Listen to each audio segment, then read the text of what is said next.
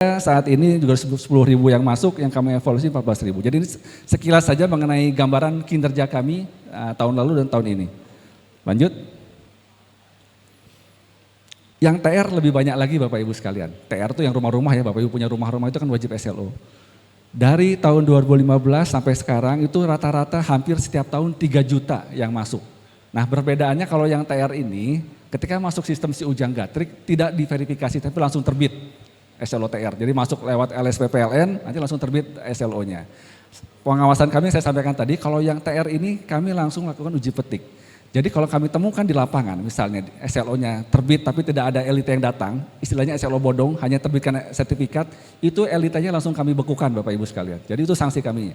Walaupun nanti itu adalah imbas dari karena kami tidak menggunakan verifikasi untuk registrasi SLO TR. Karena sakit banyak ya, 1 tahun 3 juta, kalau kami verifikasi kayaknya nggak sanggup untuk verifikasi 3 juta instalasi TR. Lanjut. Nah ini kita masuk di perizinan dan sertifikasi instalasi listrik pada bangunan. Jadi ini contoh saja Bapak Ibu. Bapak Ibu punya hotel contohnya atau rumah sakit. Itu Bapak Ibu misalnya pasang PLTS atap dan juga punya genset. Apa saja yang perlu perizinannya dan juga sertifikatnya apa saja yang perlu dilakukan. Yang pertama untuk genset atau PLTS atapnya rooftopnya itu Bapak Ibu wajib memiliki izin UPTLS kepentingan sendiri atau laporan. Pembagiannya adalah kalau di bawah 500 kW itu tidak perlu izin, itu cukup lapor saja ke dinas setempat atau ditembuskan ke kementerian, ke pusat ya. Begitu juga dengan gensetnya Bapak Ibu. Genset atau PLTS atapnya juga wajib memiliki SLO. Jadi wajib punya izin tadi, yang kedua wajib punya sertifikat layak operasi. Sama SLO juga ada pembagiannya Bapak Ibu sekalian. Jadi kalau Bapak Ibu punya genset atau PLTS atap di bawah 500 kW dan Bapak Ibu merasa yakin self declare bahwa instalasinya sudah aman, Bapak Ibu bisa mengajukan non SLO namanya, dokumen pemenuhan ketentuan wajib SLO. Nanti syarat-syaratnya ada di syarat berikutnya. Jadi sama, kalau kapasitasnya di bawah 500 kW, Bapak Ibu bisa mengajukan hal seperti itu. Tapi kalau di atas 500 kW, mohon maaf itu wajib SLO. Jadi itu pertama ya, genset PLTS atapnya wajib punya izin dan juga wajib punya SLO. Yang ketiga, bangunannya Bapak Ibu, gedungnya itu juga wajib memiliki SLO. Itu ada SLO pemanfaatan namanya. Jadi ada 3 Bapak Ibu sekalian ya, yang perlu diingat. Genset PLTS atapnya punya izin, yang kedua juga genset PLTS atap punya SLO. Yang ketiga, bangunannya juga wajib memiliki SLO. Lanjut. Ini yang saya sampaikan tadi, jadi Bapak Ibu kalau punya pembangkit listrik atau genset di bawah 500 kW dengan spesifik teknisnya kontrol panel menjadi satu bagian tidak terpisahkan, artinya menyatu ya kontrol panelnya, itu dinyatakan telah memenuhi ketentuan wajib SLO. Jadi tidak perlu registrasi SLO melalui lembaga inspeksi teknis, jadi bisa self declare. Tapi ada syarat-syaratnya. Yang pertama, wajib dilengkapi dengan dokumen berupa sertifikat produk. Kalau sertifikat produknya masih berlaku silakan. Yang kedua atau surat pernyataan bertanggung jawab. Jadi self declare, Bapak Ibu menyatakan instalasinya aman. Self declare terhadap aspek keselamatan tenaga listrikan dari pemilik instalasi tenaga listrik yang dilengkapi dengan dokumen yang pertama garansi pabrikan yang masih berlaku. Kalau Bapak Ibu punya silakan. Yang kedua hasil commissioning test dari teknisi distributor. Itu juga boleh atau dokumen pemeliharaan instalasi pembangkit tenaga listrik. Itu silakan. Kalau punya 4 ya, tadi sertifikat produk juga, 4 dokumen ini Bapak Ibu boleh tidak mengajukan SLO, tapi tetap Bapak Ibu mengajukan registrasi dokumen pemenuhan ketentuan wajib SLO. Itu sama skemanya di bagian bawah, nanti registrasinya tetap ke kami, ke kementerian, nanti akan diverifikasi juga oleh kami. Tetap kami verifikasi perlakuannya sama seperti lembaga inspeksi teknis. Bedanya yang mengajukan adalah Bapak Ibu sendiri, bukan lembaga inspeksi teknis. Lanjut.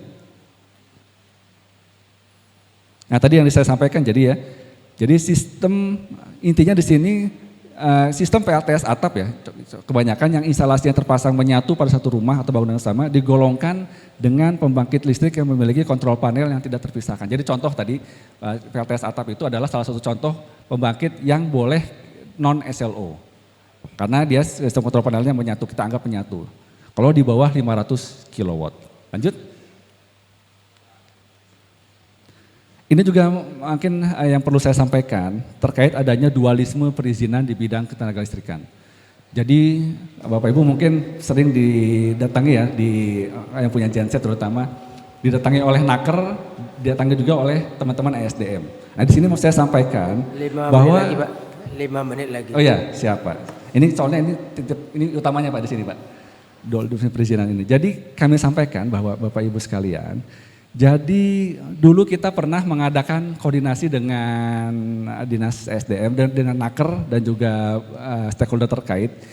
Intinya kalau dulu Bapak Ibu sekalian, dulu ya sebelum terbitnya Permenaker, jadi kita ada sampaikan Permenaker nomor 12 tahun 2015 dan juga Permenaker nomor 33 tahun 2015. Jadi kalau dulu itu genset itu harus punya izin operasi atau SKT, surat lapor dan SLO, itu ke Dinas ESDM.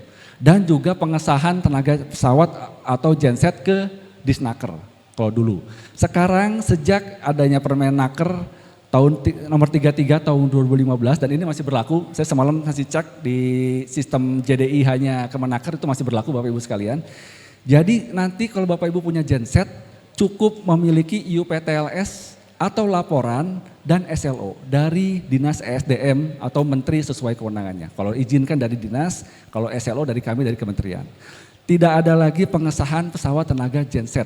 Itu karena dihapus yang tercantum pada pasal 10 Permenaker nomor 33 tahun 2015. Jadi clear ya Bapak Ibu sekalian, dengan mengacu Permenaker nomor 33 tahun 2015, maka seluruh kewenangan terkait listrik ada di bidang ESDM.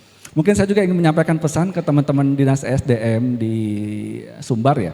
Kita ada kasus contoh Pak di Sumut, teman-teman di Sumut itu sekdanya Pak yang berperan Pak. Jadi sekdanya ini mengirimkan surat edaran bahwa yang terkait dengan listrik mengacu yang kami sampaikan ini ya, mengacu Permenaker 33 2015, maka yang berhak melakukan segalanya terkait listrik adalah Dinas ESDM, bukan lagi Disnaker. Maka di sini kami mohon mungkin teman-teman ESDM Sumbar bisa koordinasi dengan teman Pak Sekda ya, dengan teman Sekda ini supaya bisa mengkoordinasikan antara kewenangan antara ESDM dan Disnaker. Lanjut. Nah ini sanksi-sanksinya apa saja sudah disampaikan tadi. Jadi kalau ada sanksi pidananya ada pidana penjara, ada denda, mungkin Bapak Ibu bisa lihat saja. Intinya adalah Bapak Ibu terkait dengan tenaga ini adalah wajib memenuhi ketentuan keselamatan ketenaga listrikan. Kalau Bapak Ibu tidak memenuhi, ada sanksi-sanksi yang siap menanti, baik pidana penjara maupun tadi ada pidana denda. Next, lanjut, mungkin masih sanksi-sanksi ya? Ya, lanjut saja. Baik, semikian mungkin dari kami bisa kami sampaikan. Mohon maaf bila ada kekurangan. Assalamualaikum warahmatullahi wabarakatuh.